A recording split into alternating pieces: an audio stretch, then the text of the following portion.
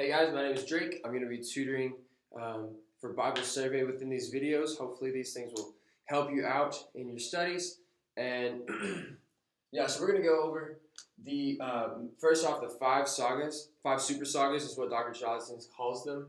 And for this video, we're just going to go over two. So feel free to check out the other ones as well. Right now, we're just going to go over the creation, the five falls, and then Abraham and his sons. So the first thing you need to know with the creation of five falls is Adam, he was the first man that was ever created. And so he was in the garden with Eve, and they were the first man and woman. And that was when the first time sin entered the world. And so Adam and Eve were in perfect union with God in the garden, and they were walking with him, they were talking with him. But since sin came into the world, that created a division between man and God, so they had to be separated because God could not be in the presence of sin because he is holy. And so they were cast out of the garden and could not come back to it. They were tempted by the serpent as well in the garden. But so because they were cast out, they continued to live. They had kids, and that leads us to number 2 for Cain. Cain and Abel actually were Adam and Eve's sons. And what happened here is that Cain actually killed his brother Abel because they were supposed to offer sacrifices to God for their sins. Abel was offering sacrifices as best as he could, but Cain didn't really give all that much and was jealous because of Abel and ended up killing him and was cast off because of that. For this third one, it says the daughters of men, and that's where in Genesis 6 there are some women that go and sleep with the people known as the Nephilim. Right here, and the problem with that was they weren't God's people, and so that's where we get into issues with what happened there.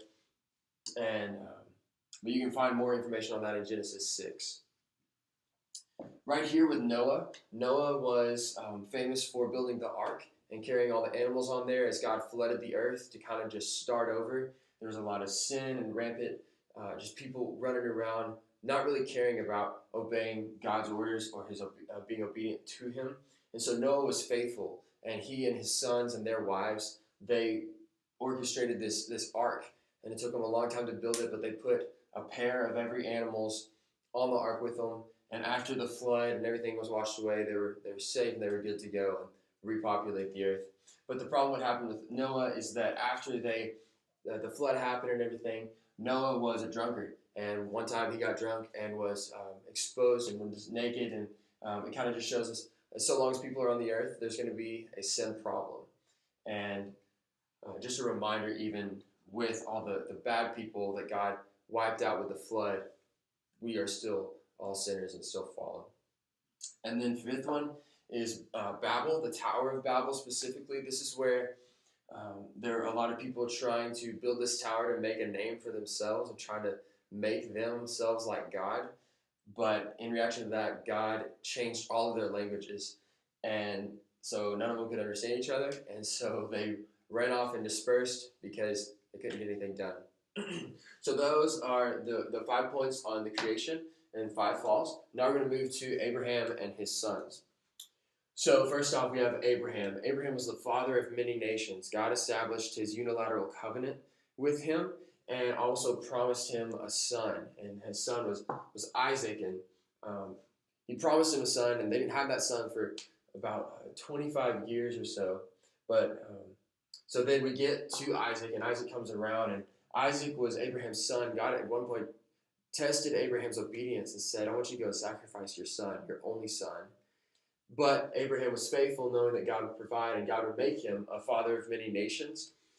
And so he did, and ended up, God stopped him right before he did, said, I see that your faithfulness is to me. And so he didn't have to sacrifice Isaac. But Isaac grows up, gets married, and has 2 sons. Jacob is one of them, and Esau is the other. What happened there is that Jacob stole the inheritance from his older brother Esau. The inheritance was supposed to go to the eldest son, but Jacob tricked his father into receiving the blessing and the inheritance of his father. Esau got really ticked off, and so Jacob ran away because Esau was going to kill him. Ended up down the road, Jacob works for a man for 14 years so that he can marry one of his daughters. He actually ends up marrying two because the guy tricked him, but he marries Leah and Rachel. Leah gave him 10 sons, but Rachel gave him 2 sons. And specifically, those 2 sons were Joseph and Benjamin. But in total, the 12 sons that he had will give us the 12 tribes of Israel. That's another point to know. And I don't have those listed, but the 12 tribes of Israel are from all of those names of the 12 sons of Jacob. And so going on into the life of Joseph, who was Jacob's favorite son, his most loved son, Joseph was hated by his brothers, all the older ones, the 10 that were from Leah. And Joseph was hated by his older brothers so much that they sold him into slavery in Egypt. And they told their father that Joseph was killed by some animals.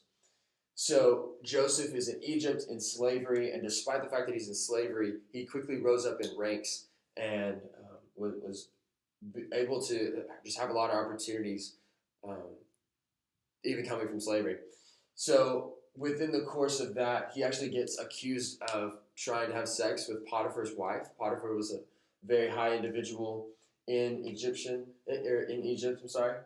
And so Joseph was put in jail for a considerable amount of time, but Joseph had a talent for interpreting dreams, and that was found out years down the road, and a new Pharaoh was having these dreams and no one could interpret them, but Joseph could. And Joseph interpreted them to see that there were going to be 7 years of plentiful crops and a lot of abundance in Egypt, but there were going to be 7 following years that would bring a lot of drought, and they needed to prepare for those. So Joseph really saved the day with Egypt, and it ended up was reunited with his family during the years of drought because they came to get food, and he said, hey, it's me. And there's kind of a little bit more detail to that, but was ultimately reunited with his family and his father. So kind of connecting Joseph and Moses, because there's a considerable amount of time between the two.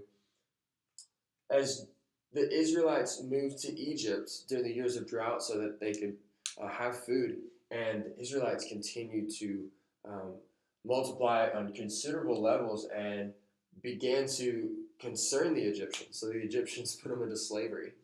And this is where we get Moses. Moses was an Israelite that was actually born and raised in the Egyptian household and in Pharaoh's household. And as he grew up, there was a point where he killed an Egyptian worker because they were hurting an Israelite. And for that, he fled. He fled and lived in the desert for a while. And then God told him to come back. He said, I want you to come back and I want you to free my people from Egypt. And so he did. He brought his brother Aaron to speak for him because Moses said, I'm not a good speaker. So God said, bring Aaron with you. And so he told Pharaoh, hey, the famous quote, let my people go or else, basically. And so Pharaoh's heart was hardened, and he was really stubborn about the Israelites staying.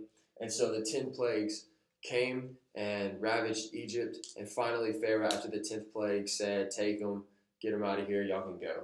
So Moses takes the Israelites into the desert. They wander around to find the promised land. But when they get there, they aren't let in because the people doubted God. And they didn't think he was going to allow them to be in there because there were some really big menacing opponents that they had to fight to get into the promised land. So that entire generation had to die off, and then the Israelites were led into the promised land under the leadership of Joshua. So the next videos will continue with the 5 super sagas. Again, first one is creation and the 5 falls. Second one is Abraham's sons. And watch the next video, and we'll get on with the rest of them.